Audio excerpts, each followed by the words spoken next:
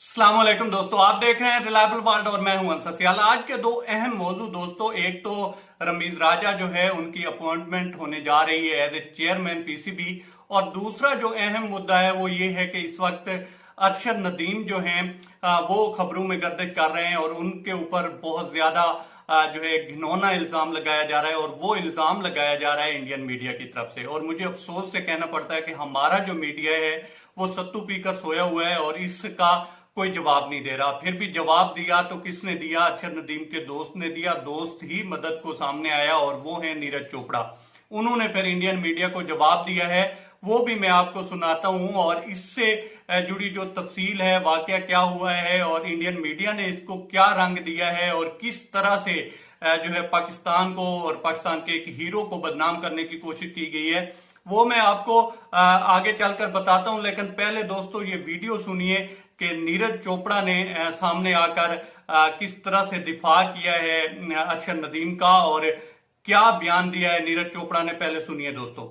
Interview में मैंने कहा कि जो जेवलिन है, पहले थ्रो करने से पहले मैंने अरशद नदीम जो पाकिस्तानी जेवलिन थ्रो है उससे जेवलिन ली, तो उसका काफी बड़ा मुद्दा बना दिया है, जो कि एक बहुत ही सिंपल सी बात है कि हम जो हमारी पर्सनल जेवलिन होती है वो हम उसमें रखते हैं, पर उसको सभी थ्रोअर उसको यूज कर सकते हैं, ये रूल है। तो बिल्कुल ऐसा उसमें कोई गलत नहीं है कि वो जेवलिन लेके वो प्रिपेयर कर रहा था अपनी थ्रो के लिए और मैंने अपनी थ्रो के लिए उसको मांगा, तो ये इतनी बड़ी बात नहीं है। और मुझे जी तो दोस्तों सुना आपने। अच्छा, मेरी इंडियन मीडिया से तो यही गुजारिश है कि प्लीज आप इस जेंटलमैन से ही सीख लें, नीरज चोपड़ा से ही कुछ सीख लें। आपको बहुत ज्यादा नफरत होगी इस मुल्क से, या दोनों मुल्कों में आपस में नफरत फैलाने का आपको बहुत शौक होगा, और सभी आपकी जो ये एक नैरेटिव है वो बाय भी नहीं करते। वहां पे भी बहुत अच्छे लोग हैं, आप सिर्फ बेवकूफों को बेवकूफ बना सकते हैं। वहां पे बहुत अक्लमंद लोग भी हैं जो आपका ये नैरेटिव बाय भी नहीं करते। खैर, आप इस तरह से जो इल्जाम लगा रहे हैं ये आप अपनी जो है औकात दिखा रहे हैं और कुछ नहीं है। मामला ये हुआ है दोस्तों के टोक्यो में जब ओलंपिक्स का फाइनल हो रहा था, वहां पे जेवलिन पड़ी होती है और वहां पे ऐसा कोई नियम या कानून नहीं है कि किसी की कोई जेवलिन उठा नहीं सकता। क्योंकि नेट करना होता है, प्रैक्टिस करनी होती है, तो वो सारे ही उठा लेते हैं। तो उस हवाले से एक इंटरव्यू हुआ है अभी नीरज चोपड़ा का, और उन्होंने कहा था कि फाइनल से पहले जो मेरी जेवलिन थी वो उठाई हुई थी अरशद नदीम ने और मैंने उनसे ली और फिर मैंने थ्रो की।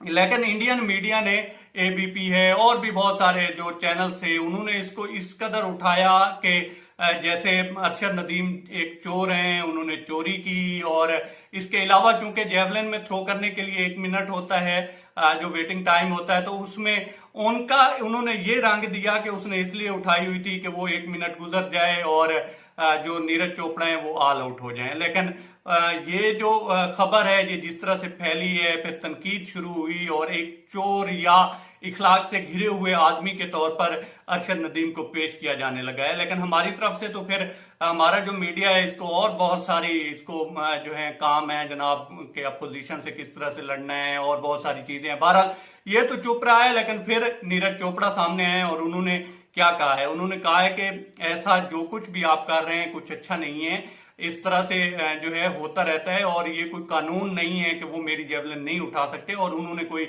इसको इंटेंशनली किया भी नहीं है और मैंने भी ऐसा कुछ नहीं कहा जैसा रंग मीडिया में दिया जा रहा है। अब आ जाते हैं दोस्तों रमीज राजा के मामले की तरफ। देखें, रमीज राजा बनने जा रहे हैं पीसीबी चेयरमैन, और इस हवाले से बहुत सारी बातें हो रही हैं कि इसकी छुट्टी होगी, उसकी छुट्टी होगी। कुछ नाम लिए जा रहे हैं, कुछ चूंकि रमीज राजा का एक कहते हैं कि ईगो प्रॉब्लम भी है और इस हवाले से उनकी लड़ाइयां भी बहुत मशहूर हैं और फिर उनके कुछ बयान भी बहुत ज्यादा मशहूर हैं। और इसमें सबसे पहले हिट लिस्ट में वो लोग आते हैं जिनका नाम सही या गलत मैच फिक्सिंग में आया हुआ है। और सबसे पहले अगर आप देखें तो मोहम्मद आमिर का नाम लिया जा रहा है कि अब तो उनकी वापसी के, अगर चेयरमैन बन जाते हैं रमीज राजा, तो जो वापसी के चांसेस हैं मोहम्मद आमिर के वो जीरो हो जाएंगे। इसके साथ साथ शकील खान के खिलाफ भी वो कुछ इस तरह की बयानबाजी कर चुके हैं, तो हो सकता है कि वो भी मुस्तकबिल में शायद जगह ना बना सकें। फिर जो है इसके अलावा जो नाम लिया जा रहा है वो लिया जा रहा है मोहम्मद हफीज और शुएब मलिक का, चूंकि उनकी परफॉर्मेंसेज में भी अप्स एंड डाउन आते रहे हैं और फिर उनकी जिस तरह से एज है इस पे भी वो अपने यूट्यूब चैनल पे बहुत खुलकर कह चुके हैं कि किसको होना चाहिए किसको नहीं होना चाहिए, तो ये भी रडार में आ सकते हैं कहा यह जा रहा है। इसके अलावा जो है मिसबाउल हक के हवाले से बहुत ज्यादा बातचीत वो करते रहते हैं कि उनको इस तरह से कोच नहीं होना चाहिए था और जिनको कोच बनाया है उसकी अपनी बैटिंग किस वजह से मशहूर थी, तो इस हवाले से भी वो अपना बहुत ज्यादा सख्त गिर मौकिफ रखते रहे हैं। तो इस हवाले से ये भी कहा जा रहा है कि अगर वो बन जाते हैं तो शायद मिसबाउल हक भी कोच ना रह सकें। फिर जो है मोहम्मद यूसुफ से उसकी काफी मर्तबा जो है तू में हो चुकी है और खास तौर पर एक जियो के प्रोग्राम में जिस तरह से उनकी आपस में मुंह मारी हुई थी, एक बहुत ही वो यूं कह लें कि अंदरनाक किस्म का इंसिडेंट था कि एक दूसरे के ऊपर फैमिली तक दोनों साइडें चली गई। उसने उसको थोड़ा मजहबी इतबार से निशाना बनाया, जो कि उसमें गलती जो मानी जाती है वो रमीज राजा की मानी जाती है और वाकई ही उसमें गलती तो रमीज राजा की ही थी, जिन्होंने मोहम्मद यूसुफ की दाढ़ी के बारे में कुछ इस तरह के कमेंट किए कि फिर मोहम्मद यूसुफ भी आग बगोला हो गए थे। तो कहा यह जाता है कि हो सकता है कि वो वहां से उनकी भी छुट्टी हो जाए जहां पे वो जो है बैटिंग कोच के जो है फराज अंजाम दे रहे हैं। और मेरे समझने तक दोस्तों इन सब जो ये सारी चीजें हैं, आमिर हो, शर्जील खान हो, मिसबाउल हक हो, शुएब मलिक हो या कोई और लोग हों,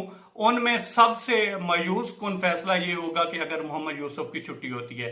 देखें बैटिंग में जितनी भी इंप्रूवमेंट आई है वो मोहम्मद यूसुफ की वजह से आई है। इतना काम यूनुस खान भी नहीं कर सके जितना मोहम्मद यूसुफ ने किया है पाकिस्तानी बैटिंग में।